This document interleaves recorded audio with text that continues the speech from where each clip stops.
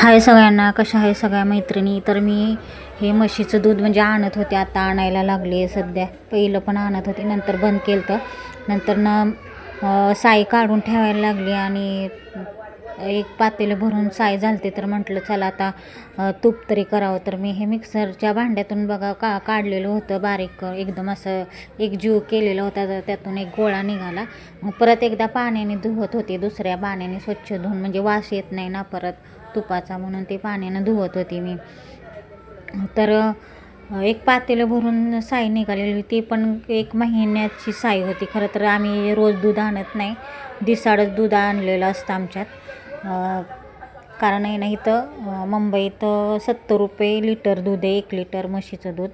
गावाला तसं काही स्वस्तच आहे. तर नंतर मी तूप झालं माझं काढून, नंतर संध्याकाळचा स्वयंपाक करायचा होता.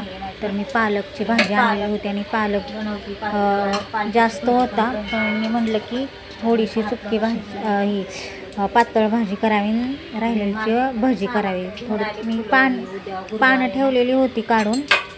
तर मी पहिल्यांदाच भजी करणार होती, तर तुम्हाला मी दाखवते कशी भजी म्हणजे करणार आहे ती.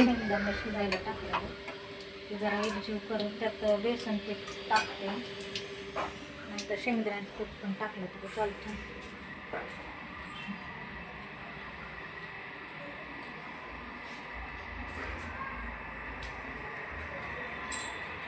भाजी केलेली अजून भरली नाही.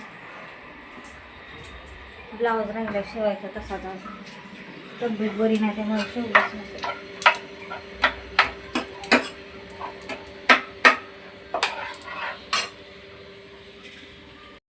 पालक बघा फोडणीला दिलाय, असं ज्वारीचं पीठ घातलं याच्यात जरा घट्ट होण्यासाठी. आणि इकडे थोडंसं पालक ठेवलेला मी, तर ह्याची पालक भजी बनवते बघा. तर बघा हे मिश्रण केले एकत्र. तर लसूण मिरचीची पेस्ट करून टाकली ह्याच्यात, लसूण मिरची आणि जिरं आणि हळद टाकली, ओवा टाकलाय, थोडासा सोडा टाकलाय, मीठ टाकून घेतलंय आणि हे एक बेसन पीठ टाकून एक जीव करून घेतलाय. तर आता काही कढई टाकली, तर त्याच्यामध्ये तेल ओतून बघते. मी पहिल्यांदाच केलेत भजी, ही आधी कधी केली नव्हती खरं. तर बघते कशी लागतात ते, तुम्हाला दाखवते.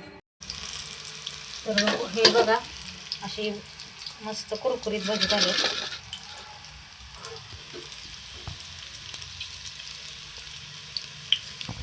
आता खाऊन बघायला पाहिजे कशी लागतात चवीला.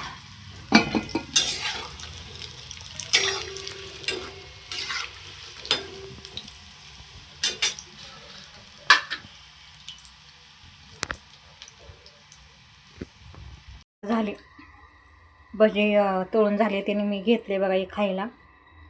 तर छान मस्त लागतात,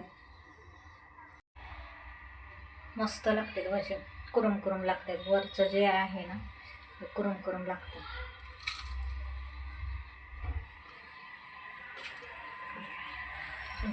ठेवते.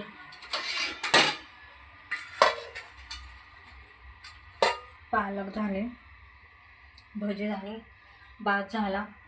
आता चपात्या बघा सकाळच्या राहिल्यात, त्याच खाणार आता, कारण नास नको करायला.